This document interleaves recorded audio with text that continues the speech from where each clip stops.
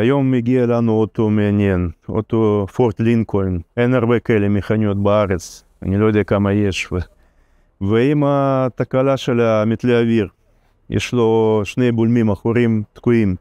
זה מערכת אוויר, ורואים שאת הקדימה במצב נורמלי ואחורה על הרצפה. בן אדם, הוא ידע שיש בעיה בבולמי אוויר. צריך להזמין מאינטרנט, הזמין את הבולמים, ובסוף הבולמים הגיעו, שילם 4,000 שקל והם לא התאימו. כי האוטו מיוחד, קצת קשה למצוא את החלק מדויק שלו, מה שמתאים.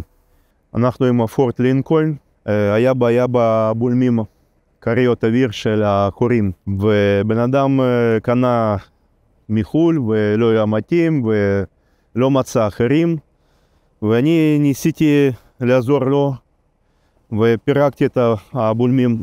הכריות האלה, אפשר לראות את מה המצב שלהם. זה גומי שנהרס, שגם נסע בלי אוויר והרס אותו לגמרי. ואני שיפצתי לו את הבולמים שלו. עכשיו אוטו למעלה, מחזיק את האוויר, לא נופל. נראה הכל תקין. רואים שהוא עלה.